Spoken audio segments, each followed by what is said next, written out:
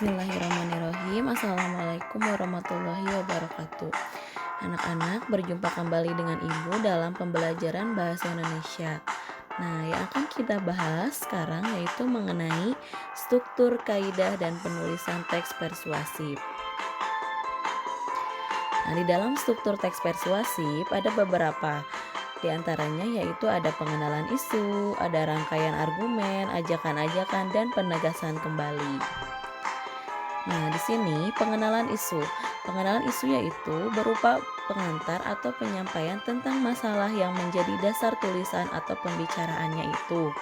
Nah, yang kedua ada rangkaian argumen, yakni berupa sejumlah pendapat atau penulis pembicara terkait dengan isu yang dikemukakan pada bagian sebelumnya. Nah, pada bagian ini dikemukakan pula sejumlah fakta yang memperkuat argumen-argumen itu. Selanjutnya, ada pernyataan ajakan. Pernyataan ajakan yakni sebagai inti dari teks persuasi yang di dalamnya dinyatakan dorongan kepada pembaca atau pendengarnya untuk melakukan sesuatu. Nah, yang terakhir ada penegasan kembali. Nah, yaitu pernyataan-pernyataan sebelumnya yang biasanya ditandai oleh ungkapan-ungkapan seperti demikian, dengan demikian, oleh karena itu. Nah, sekarang kita lanjut ke kaidah kebahasaan teks persuasif. Di dalam teks persuasif terdapat beberapa kaidah. Nah, di antaranya yang pertama, menggunakan kata-kata teknis atau peristilahan yang berkenaan dengan topik yang dibahas. Nah, biasanya contoh, misalnya berkaitan dengan permasalahan remaja atau yang digunakan kata-katanya yang relevan dengan masalah itu seperti teknologi, internet, dan lain-lain. Lalu yang kedua, menggunakan kata-kata penghubung yang argumentatif, misalnya jika, sebab, karena, dengan demikian, akibatnya, oleh karena itu.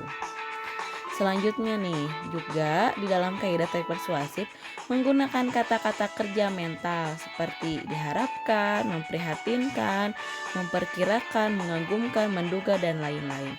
Lalu yang terakhir juga menggunakan kata-kata perujukan, misalnya seperti berdasarkan data, merujuk pada pendapat. Nah, itu ya.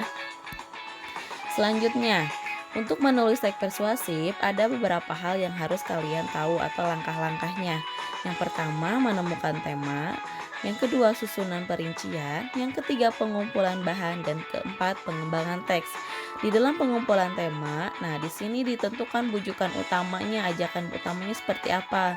Lalu yang kedua, susunan perincian seperti ada pengenalan isi, rangkaian, pendapat, ajakan-ajakan, dan penegasan kembali.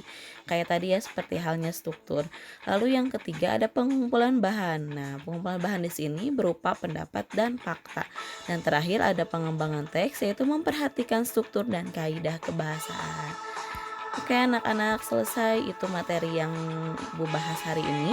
Sekarang untuk tugas latihannya, silakan kalian buat sebuah pidato mengenai pandemi corona. Bebas judulnya apapun, yang pasti temanya tentang corona. Di dalamnya, dalam isi pidato tentu ada kalimat-kalimat ajakan atau bujukan atau yang udah Ibu jelaskan mengenai teks persuasif. Nah, tugas dikumpulkan berupa voice note atau rekaman suara, dikirim di grup WA Mapel masing-masing, dan isi pidato tidak terlalu panjang, maksimal minimal 2 menit sampai 3 menit cukup. Jadi berisi pembuka, isi, dan penutup. Terima kasih. Wassalamualaikum warahmatullahi wabarakatuh.